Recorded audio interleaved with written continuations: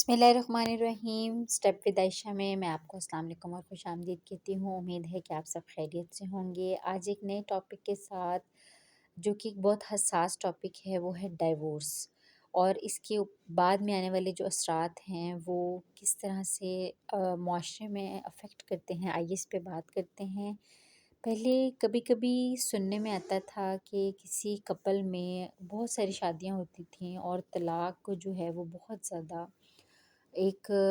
بری چیز جو ہے وہ تصور کیا جاتا تھا۔ میاں بیوی ایک رشتے میں بنتے تھے اور کئی سالوں تک، بڑھاپے تک وہ ایک دوسرے کے ساتھ ہی رہتے تھے، لیکن لاسٹ کچھ ڈیکیڈز میں جو ہے وہ اس کی جو شرح ہے وہ بہت زیادہ تیزی سے بڑھ رہی ہے، اور نکاح ٹوٹ جانا، دو دلوں کا پہلے ملنا،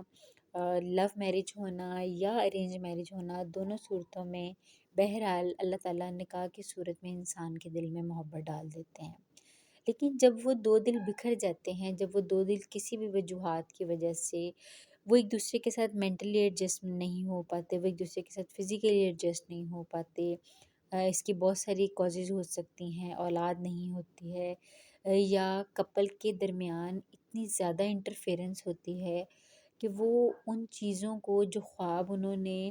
فلموں میں دیکھے ہوتے ہیں، فلموں کی طرح والے خواب دیکھے ہوتے ہیں، وہ اس امیجینیشن کو جب پورا ہوتا ہوا نہیں دیکھتے، تو پھر وہ ان کا جو دل ہے وہ ایک دوسرے سے اچاٹ ہونے لگ جاتا ہے۔ اب بات معاملات، کبھی زیور پہ جھگڑا ہو جاتا ہے، کبھی پیسوں پہ جھگڑا ہو جاتا ہے، کبھی ایک دوسرے کا دل دکھانے پہ جھگڑا ہو جاتا ہے۔ بیوی کو یہ شکوہ ہوتا ہے کہ تم بے روزگار ہو، تمہارے پاس کم پیسے ہیں، میں اس میں گزارا نہیں کر پا رہی۔ ہسبینڈ کو یہ جھگڑا ہوتا ہے کہ میرے لیے اچھا کھانا نہیں بنایا جا رہا، یا بچوں کی اچھی تربیت نہیں ہو رہی ہے۔ تو سیورل ریزنز ہوتی ہیں جس کی وجہ سے دو دل، جو دو فیملیز، بلکہ ہمارے ایشیا میں تو خاص طور پہ جو یہ دو فیملیز ملی ہوئی ہوتی ہیں، یہ بعد میں اس کے پوسٹ افیکٹس جو ہیں وہ بہت زیادہ آتے ہیں۔ سب سے پہلے تو اس کا جو افیکٹ ہے وہ انسان کے اپنے ذہن کے اوپر آتا ہے کہ آخر میں کہاں غلط تھا، یا میں کہاں غلط تھی۔ وہ جب یہ سوال اپنے آپ سے کرتے ہیں تو وہ ڈپریشن، انگزائٹی اور اس چیز کا شکار ہو جاتے ہیں۔ پھر ہماری سوسائٹی میں بہت بڑی ایک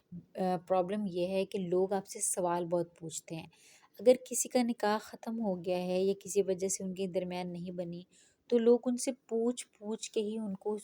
اس انگزائٹی سے یا ڈپریشن سے باہر ہی نہیں آنے دیتے۔ ایون کہ ان کی آنے والی نسلوں کو، جو بچے ہوتے ہیں، جو کہ معصوم ہوتے ہیں، ان کو بھی یہ تمام چیزیں سفر کرنی پڑتی ہیں۔ اور پھر بچوں کی کسٹڈی کے میٹرز کو لے کر، اور بچوں کی جو تربیت ہوتی ہے وہ کبھی بھی یا تو سنگل فادر یا سنگل مدر کبھی بھی اس طرح نہیں کر سکتے جیسے ایک جوڑا مل کر کر سکتے ہیں۔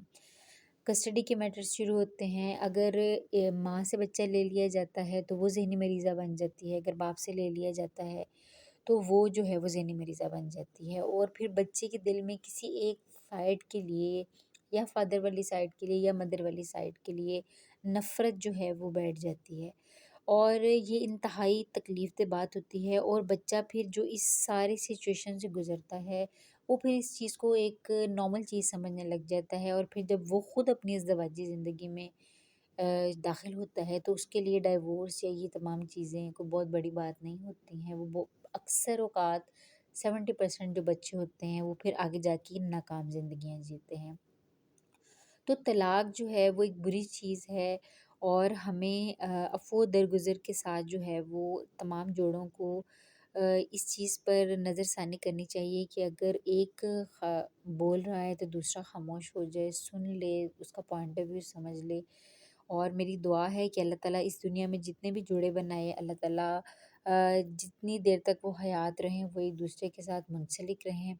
اور یہ منسلک رہنا ان کے لیے، ان کی اولاد کے لیے، تمام لوگوں کے لیے، سب کے لیے یہ جو ہے وہ خیر و عافیت کا باعث رہتا ہے۔ اللہ پاک تمام جوڑوں کے درمیان محبت اور سلوک کا جو یہ رشتہ ہے، خلوص کا خالص رشتہ، اللہ تعالیٰ اس کو قائم رکھے۔